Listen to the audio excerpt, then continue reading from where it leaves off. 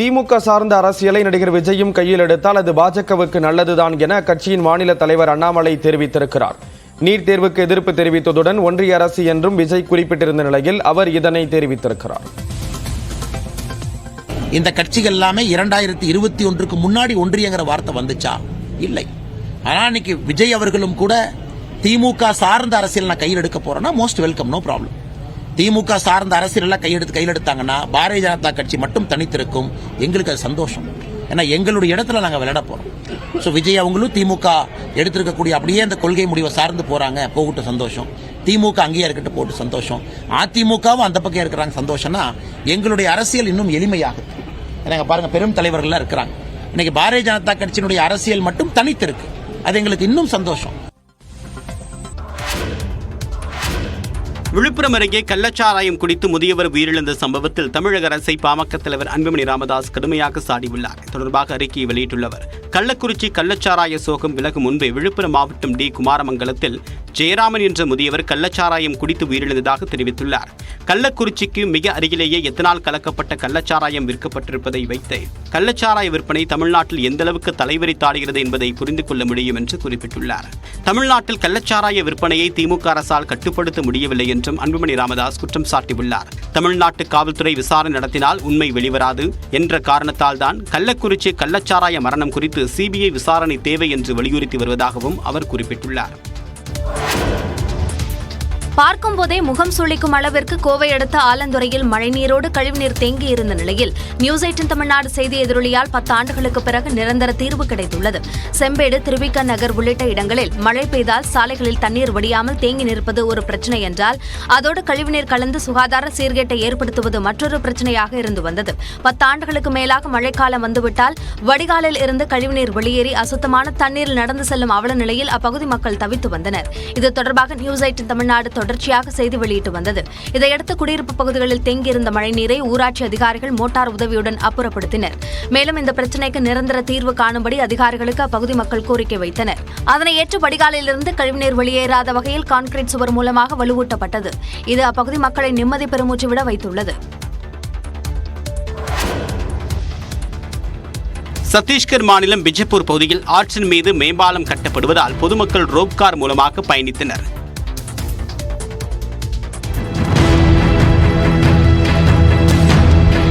நக்சல்கள் ஊடுருவல் மிகுந்த பகுதியான பிஜப்பூர் மாவட்டத்தில் உள்ள பாமேத் என்ற கிராமம். சிந்தாவாகு ஆறு பாயும் பகுதியில் ஆற்றை கடக்க வேண்டுமானால் சிறிய படகுகள் மூலமாக மட்டுமே பயணிக்க முடியும். ஆனால் படகுகள் அடிக்கடி விபத்தில் சிக்கி வந்த நிலையில் மேம்பாலம் அமைக்கக்கூடிய பணிகள் நடைபெற்று வருகின்றன.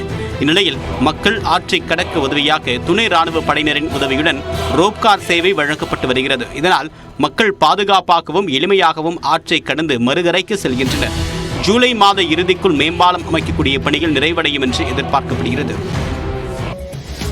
இடைத்தேர்தல் நடைபெறும் விக்கிரவாண்டி சட்டமன்ற தொகுதியில் திமுக வேட்பாளர் அன்னியூர் சிவாவை ஆதரித்த அமைச்சர் அன்பில் மகேஷ், திண்டுக்கல் லியோனி உள்ளிட்டோர் வாக்கு சேகரித்தனர். விக்கிரவாண்டி சட்டமன்ற தொகுதியில் வரும் 10ஆம் தேதி இடைத்தேர்தல் நடைபெற உள்ள நிலையில் திமுக, பாமக, நாம் தமிழர் கட்சி இடையே மும்முனை போட்டி நிலவுகிறது. இந்நிலையில் திமுக வேட்பாளர் அன்னியூர் சிவாவை ஆதரித்து அமைச்சர் அன்பில் மகேஷ், திண்டுக்கல் லியோனி உள்ளிட்டோர் வாக்கு சேகரித்தனர். பேரணியாக சென்ற அவர்களுக்கு வழிநடிகிலும் உற்சாக வரவேற்பு அளிக்கப்பட்டது.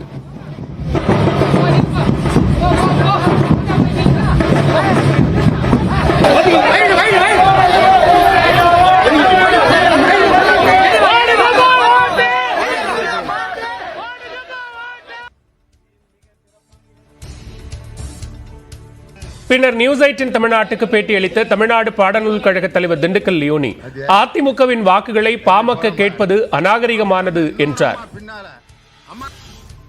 ஒரு புறக்கணிச்ச ஒரு கட்சியினுடைய ஓட்டை எங்களுக்கு போடுங்கன்னு கேட்கறது மாதிரி ஒரு அரசியல் அநாகரிகம் வேற எதுவும் இல்லை.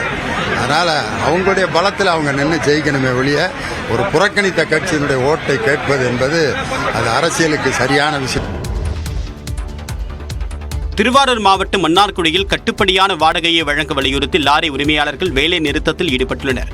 மாவட்டத்தில் கொள்முதல் செய்யப்பட்ட நெல் மூட்டைகளை அரவைக்காகவும் ஆங்காங்கே திறக்கப்பட்டுள்ள சேமிப்பு கிடங்குகளுக்கும் கொண்டு செல்லக்கூடிய பணி தமிழ்நாடு நுகர்பொருள் வாணிப கழகத்தின் மூலமாக வாடகைக்கு லாரிகளை அமர்த்தி நடைபெற்று வந்தது. இந்த பணி இந்த மாதம் 1ஆம் தேதி முதல் சேலத்தை சேர்ந்த தனியார் நிறுவனத்திற்கு வழங்கப்பட்டு அந்த நிறுவனம் உள்ளூரில் லாரிகளை வாடகைக்கு அமர்த்தி கொள்முதல் பணியை மேற்கொள்ள திட்டமிட்டது. ஆனால் அரசு நேரடியாக வாடகை வழங்கியதை விட தற்போது உரிமம் பெற்றுள்ள தனியார் நிறுவனம் வழங்கக்கூடிய வாடகை குறைவாக உள்ளது என்று கூறி மன்னார்குடி லாரி உரிமையாளர்கள் வேலை நிறுத்த போராட்டத்தில் ஈடுபட்டுள்ளனர். கடந்த ஒரு வாரமா புதிய ஒப்பந்தக்காரர்கள் நியமனம் பண்ணிருக்காங்க. சேலத்திலிருந்து அவங்க புதிய ஒப்பந்தக்காரர்கள் எடுத்துக்கிட்டு கொடுத்த வாடகை குறைச்சி கொடுப்பேன்னு சொல்லி இது பண்றாங்க. அதனால 4 நாள் வண்டியில நிப்பாட்டி வச்சிருக்கோம். தயவு செஞ்சு அவங்க கிளைம் அரசாங்கத்தில் வாங்குறது கிட்டத்தட்ட 450 ரூபாய்க்கு மேல டன்னுக்கு வாங்குறாங்க. எங்களுக்கு கொடுக்கறது 320 கொடுக்கறதுக்கு கொடுக்க முடியாது, கட்டுப்படி ஆகும்னு சொல்றாங்க. இதனால் கொள்முதல் செய்யப்பட்ட சுமார் 30,000க்கும் மேற்பட்ட நெல் மூட்டைகள் ஆங்காங்கே நெல் கொள்முதல் நிலையங்களிலேயே தேங்கி கிடக்கின்றன. விக்கிரவாண்டி இடைத்தேர்தலில் வட்டாட்சியர் அலுவலகத்தில் அரசு ஊழியர்கள் மற்றும் காவல்துறையினர் தபால் வாக்குகளை அளித்து வருகிறார்கள். இது தொடர்பான கூடுதல் விவரங்களோடு இணைகிறார் செய்தியாளர் குணாநிதி.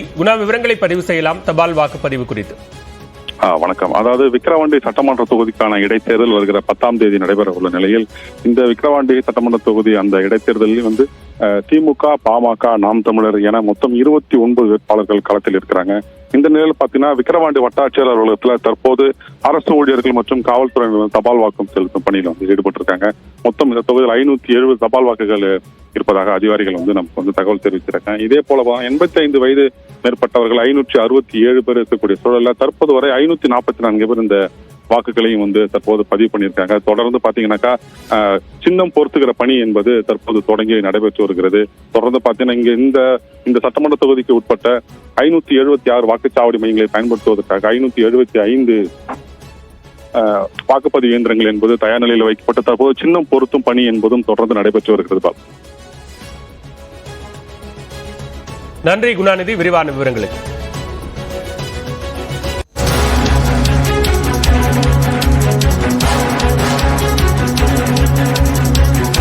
வானிலை ஆய்வு மைய அறிவிப்பு தொடர்பான அண்மை செய்தியை பார்த்துக் கொண்டிருக்கிறோம்.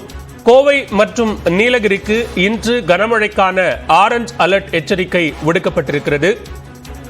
2 மாவட்டங்களுக்கு கனமழை எச்சரிக்கை விடுக்கப்பட்டிருக்கிறது. அண்மை செய்தியாக பார்த்துக் கொண்டிருக்கிறோம். கோவை மற்றும் நீலகிரி மாவட்டங்களுக்கு கனமழைக்கான ஆரஞ்ச் அலர்ட் எச்சரிக்கை விடுக்கப்பட்டிருக்கிறது. வானிலை ஆய்வு மையம் வெளியிட்டிருக்கக்கூடிய அண்மை செய்தியை பார்த்துக் கொண்டிருக்கிறோம். கோவை மற்றும் நீலகிரிக்கு எச்சரிக்கை விடுக்கப்பட்டிருக்கிறது.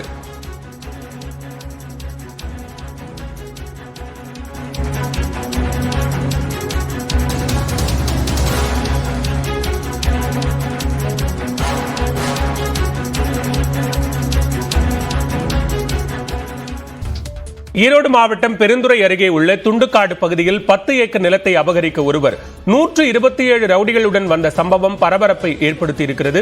இது தொடர்பான கூடுதல் விவரங்களோடு இணைகிறார் செய்தியாளர் பாபு. விவரங்களை பதிவு செய்யலாம். வணக்கம் பாலா. ஈரோடு மாவட்டம் பெருந்துறை அருகே உள்ள துண்டுக்காடு பகுதியை சேர்ந்தவர் வெங்கடாச்சலம். இவருக்கு சொந்தமான ஒரு 10 ஏக்கர் பூமி ஈரோடு துண்டுக்காடு பகுதியில் உள்ளது. இவர் உறவினர்களுடைய சொத்து தகராறு இருந்த நிலையில் இன்று காலை சவுந்தரம் என்பவர் தன் போலியாக உருவாக்கி ஒரு பத்திரத்தை வைத்துக் கொண்டு 120க்கும் மேற்பட்ட ரவுடிகளும் கொண்டு வெங்கடாச்சலத்தின் தாய் மற்றும் தந்தையை மிரட்டியுள்ளனர். தகவல் அறிந்து சம்பவத்திற்கு வந்த வெங்கடாச்சலம் மற்றும் அவர் உறவினர்கள் சுமார் 100க்கும் மேற்பட்ட ரவுடிகளை அதே இடத்தில் அமர வைத்தனர். தொடர்ந்து பெருந்துறை காவல் நிலையத்துக்கு தகவல் தெரிவிக்கப்பட்டது. பெருந்துறை டிஎஸ்பி தலைமையிலான வந்த காவல்துறையினர் சம்பந்தப்பட்ட ரவுடிகளிடம் இது குறித்து விசாரித்து பின்னர் தற்போது கைது செய்யப்பட்டு பெருந்துறை காவல் நிலையத்திற்கு கொண்டு செல்லுகின்றனர். பாலா. நன்றி பாபு, விரிவான விவரங்களை பதிவு செய்தமைக்கு.